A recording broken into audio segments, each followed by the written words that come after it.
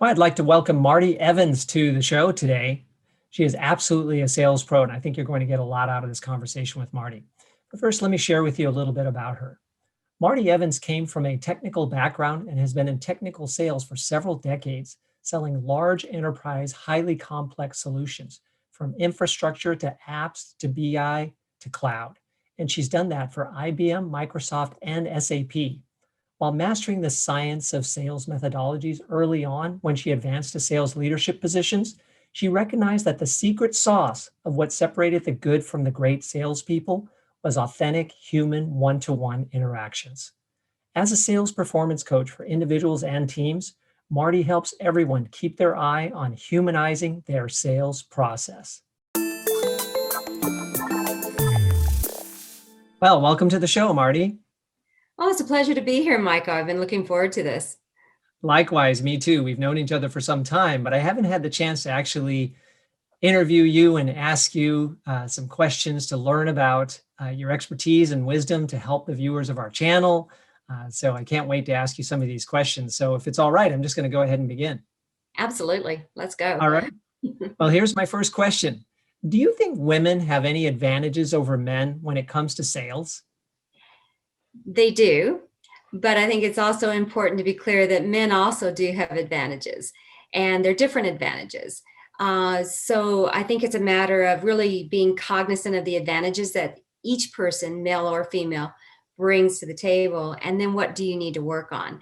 So for men, they won't have typically the level of bias challenges that we as women have when we come into the table. And they also bring some of the maybe lessons they've learned from life and athletics and how they were raised. They bring that to the table. They're used to facing their fear and thinking they can do it anyway.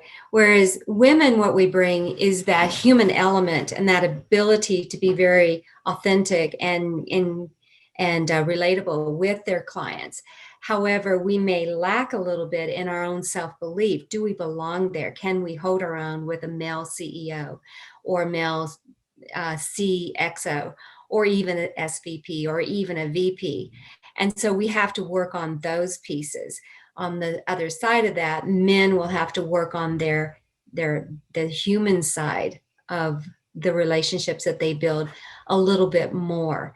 And so for me as a sales leader, what I want is a mix of personalities, a mix of male and female on my teams, so that you can actually match what that individual needs and your customer individual, what she will respond to.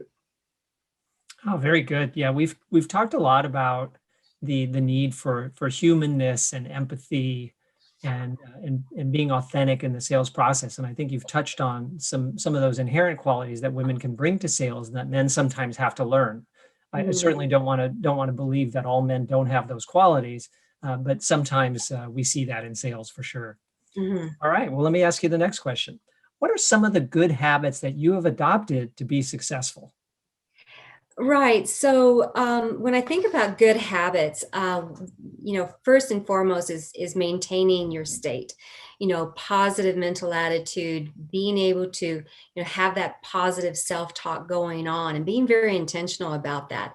Some people, when they come into sales and maybe they'll have people in their circle and they kind of go, well, that's all kind of, not important. Well, it actually is important. And that's something that I've known from the beginning. And now as an executive coach and being a student of neuroscience, you start to really understand, why did that work? I mean, people were writing about this hundreds of years ago, 50 years ago, but they didn't understand the science about how it works. And it is through the science that we do now start to understand the importance of self-talk, the importance of visualization, the importance of managing your state before you go into a meeting, when you're in a meeting, after a meeting. As a coach, what I've, and as a sales leader, you'll end up talking with someone after, and maybe there was a mistake made in a sales call. How long do you dwell in, oh, if only, or I should have, or I made a horrible mistake? Some people will dwell in that for days. And yet at the same time, there's a learning from what happened, but take the learning and pivot quickly into how will I fix that in the future, as opposed to Mhm. dwelling on what you cannot change. And so there's where that positive mental attitude and that ability to manage, your emotions and your state and what you do with what happened. What do you learn from it? So it goes back to really, I'm a big believer in just everything growth mindset. I think another habit that I've always worked with is very much as you rule the day or the day rules you. We've all heard that statement, Oh but it yeah. is so true. If you go into each day very intentional, I want to achieve these three things, keep it, that is doable. And then at the end of the day, you kind of go, yes, I achieved that. I accomplished that. I moved the ball down the field, and you're not sitting at the end of the day kind of going, oh, I didn't do anything. So always make sure that you do plan your day and that you do be very intentional about that. I also reward myself too. So as I meet even small goals, I make all these calls, I get a Starbucks coffee. Mhm. I close a deal, I get 10% of the commissions. It's a little games that you play with yourself. I think women, going back to the male female thing, I think men are better at that. Women sometimes feel all the money needs to go into the family coffer, and they don't treat themselves. They don't necessarily always reward themselves. Whereas men, they'll go out and buy a new car, a new Porsche. and uh, and so I think those are some of the things that we actually do have to work on, is allowing ourselves to enjoy the benefits of success. And I think the third the other habit that I would talk about very much is that authenticity and being human. That has to become just how you always are. Mhm. Yeah, so I'm hearing having a positive growth mindset, being able to quickly recover and accept that you might make a mistake once in a while, learn from that, and continue to move on. Don't dwell on it. Hmm. Uh, Treat yourself and enjoy the successes that you have. These are all good practices. Absolutely, I believe in them 100%. What does it take to make it in a sales role in a large company? In the introduction, I mentioned that you've worked for Microsoft, IBM, SAP. I know there are a lot of people that wonder, what is it like to sell in a really large company like that in enterprise sales? What do you think it takes, Marty? Actually, what do you know it takes? You already know. Yeah, really. And I remember, because I worked for startups, before and after those large organizations.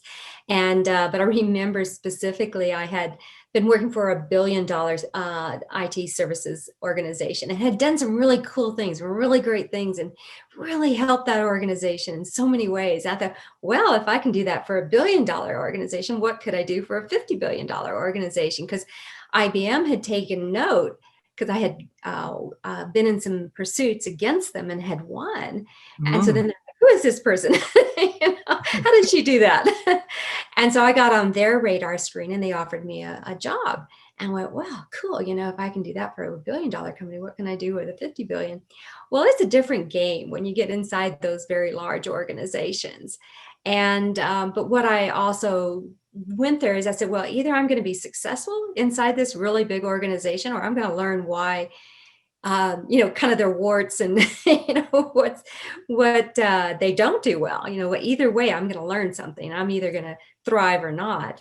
Mhm. But it's interesting because it is a very different organization. You have to keep in mind when you move into the Microsofts and the SAPs, you're in the rarefied air of the elite salespeople on the planet. You don't get, there are salespeople at a lot of different levels, but you don't get those big, large enterprise, you know, be on point for a pursuit team of 30, 40, 50 people if you're not up there. And so you're in the rarefied air. When you're in that bullpen, the guys around you, women around you, mostly guys. For me, I was the only girl, but you end up, it's like being at the Olympics. It's like being in pro athletics. People aren't, they come to the table already knowing sales methodology and executing it well, and they're building relationships and they know how to do that. And so all of those fundamentals are there. And so you kind of come with their basic table stakes are there, but in reality, it's the discipline, the consistency in which you do those things. That's really, really important. The deals are just incredibly complex. Not only are they complex on your side, you've got specialty guys everywhere. You've got a specialist in supply chain. You got a specialist in every little functional area that is an ERP, and you also have managers in all those areas, kind of making sure you're taking care of their part. And so you have a very complex situation on your side. Then you get to the customer side, and it's very complex on their side, because now you're not just selling to a CEO. Big decisions are not made with one signature, maybe one signature, but not with one voice. They are teams that make a decision. And so a person that's doing account entry, accounting type functions, can have a voice. And so you have to gather and connect and honor all of those voices. And sometimes they're competing agendas within that. So it does get to be very, very complex. And the CFO has to want to do business with you just as much as the COO or the CEO or the SVP over here, or whatever's going on. So whoever has the largest pain and has the most say in this budget piece of it. So it is incredibly complex. I have all, and then you've got the competition in there. And that's where I start calling it the three-dimensional chess game, because you've got your side of it, the company side that you work for, that you're representing. Then you've got your customers' complexity. And now you've got the competition. And it gets down to exactly who is the salesperson that's running that pursuit on the competition side. What are the traps they're going to lay? What are the things they're going to say? And how are you going to neutralize it in advance? So it becomes a very complex three-dimensional chess game. The other thing is knowing that it's going to be a roller coaster. You can never go into a major pursuit thinking it's going to be perfect, because it will never be perfect. And so it is about, okay, this feels like it's going off the rails. That becomes when you go, okay, let's put our seatbelts on. We're going to be fine. We just have to get really smart, really fast, and figure out how we're going to get this back on the rails. But you cannot dwell in the fact that it's not gone perfectly, because it won't. And so anticipating, embracing the roller coaster ride that it will be, and not letting it affect your mental state. Wow. Yeah. There's a lot there. There is. Right? I mean, you have to work well together with a team. You have to be able to develop relationships, not just with teammates, respectful and supportive relationships, but also with multiple parties on the other side, and also have a sixth sense for what the competition might be doing, and being able to anticipate their moves and parry against their thrusts all along the way, right? And to understand that occasionally things aren't going to go well, and you want to just get right back into the driver's seat and try and get that deal back on track. What are the typical sales cycles for those large, complex deals? Because I think this is something that newer salespeople sometimes are overwhelmed by too, is being able to keep a large deal on track. Yeah, no, that's a really good question, and it depends on how you define when does the pursuit begin. It does not begin when the RFP is issued. It begins well in advance of that.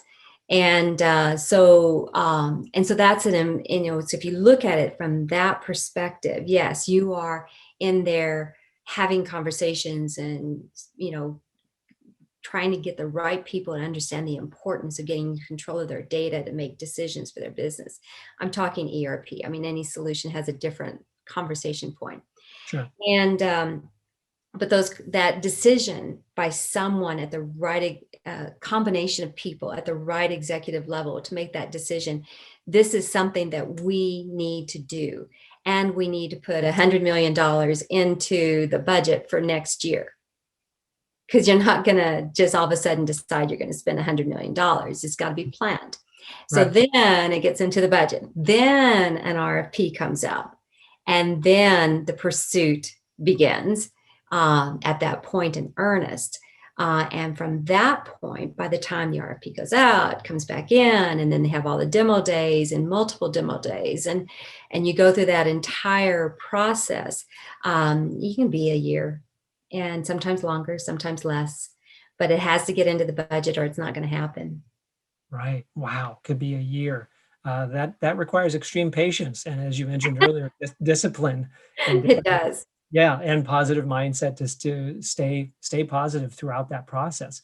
Now, you may have already answered this question, Marty, but just in case you have something else to add, what are some of the keys to effectively selling to large companies? Because Mhm. it certainly is a difference selling to small, medium, and large slash enterprise companies. And what are some of your thoughts around that?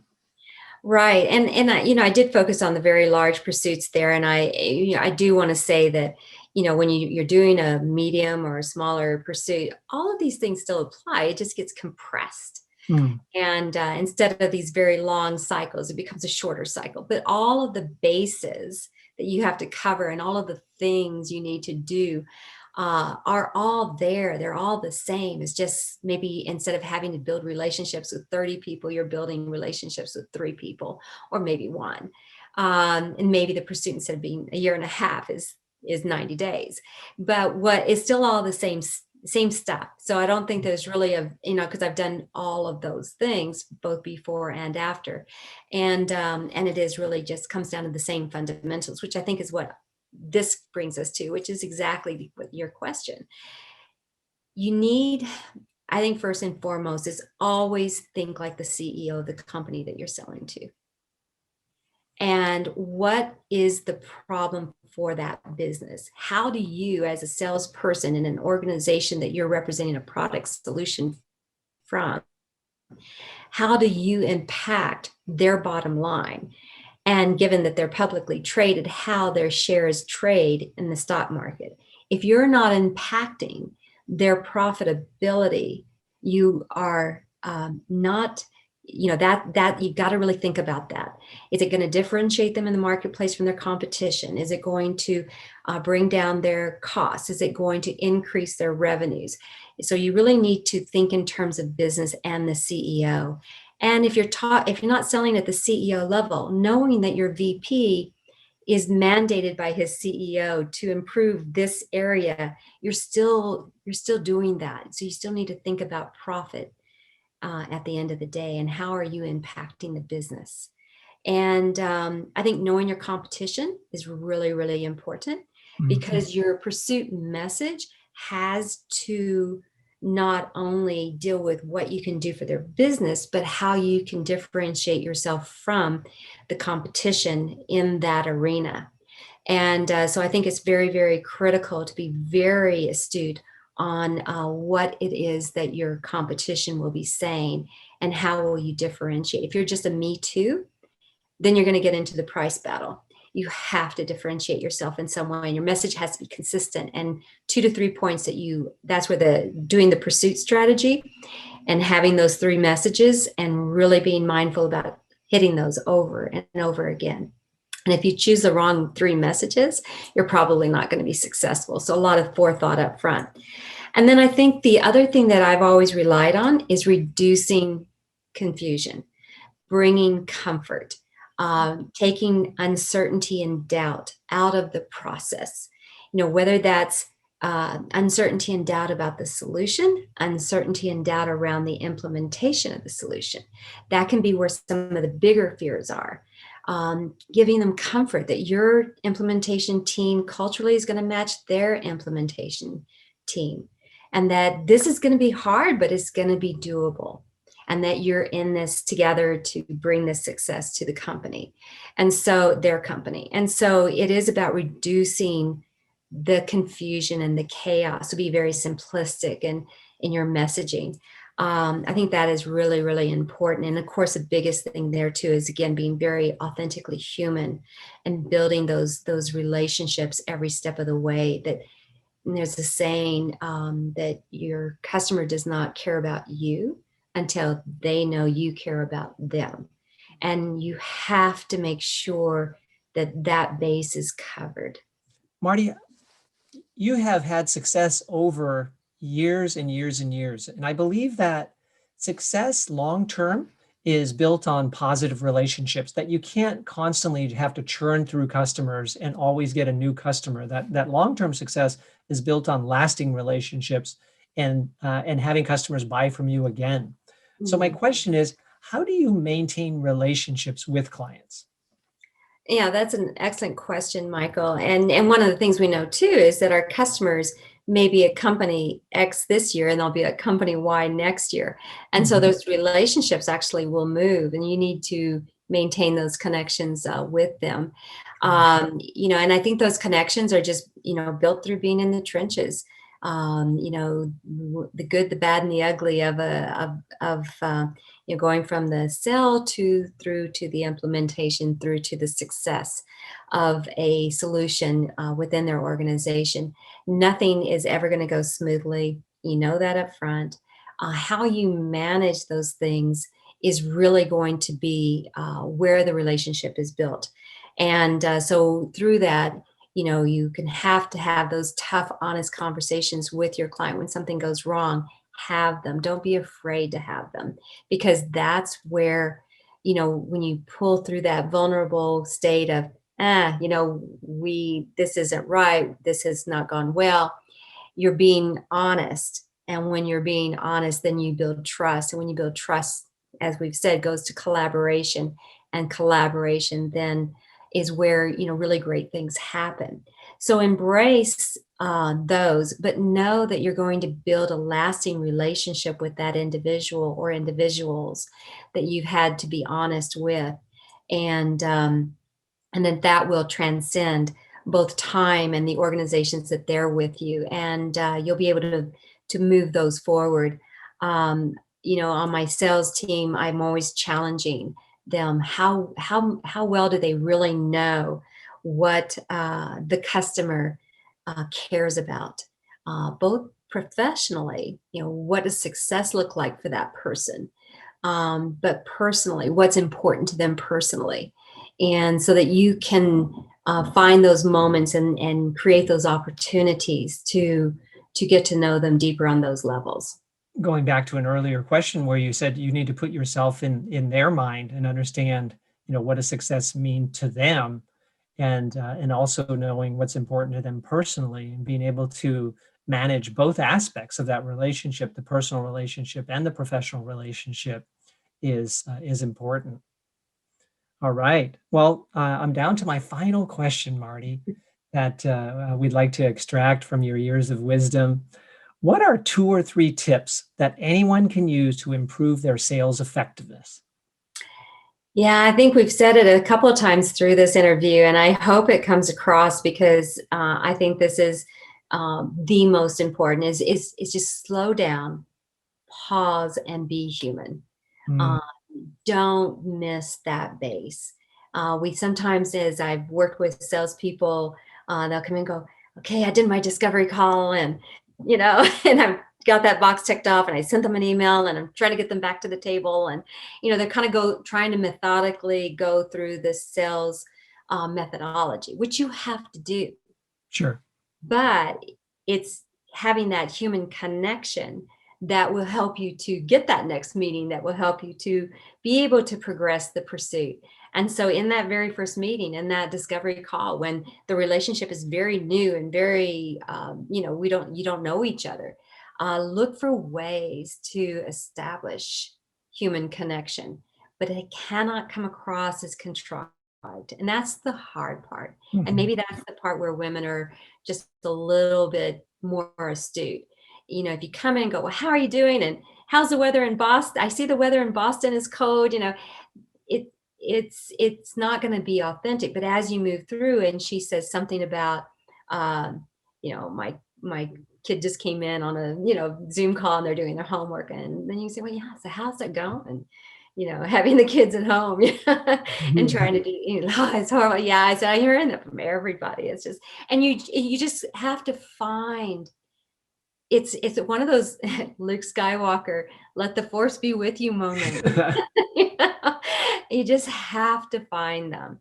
And then I think too, look for, they'll say, well, I was doing some research on blah. And I go, well, I saw an article about that. Would you like me to send it to you? And I go, yeah, that'd be great.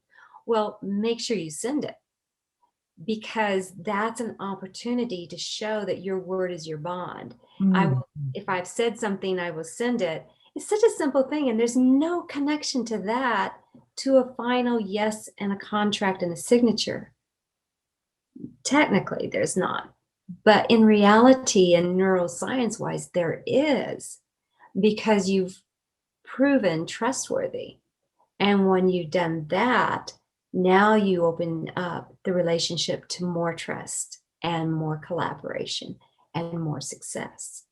And so it's just kind of being always looking for opportunities to connect on a personal way, to prove your word is your bond, that you are reliable, you are trustworthy, they can count on you, and that you care Mhm. enough about them that you're going to do this when you got a zillion other things going on.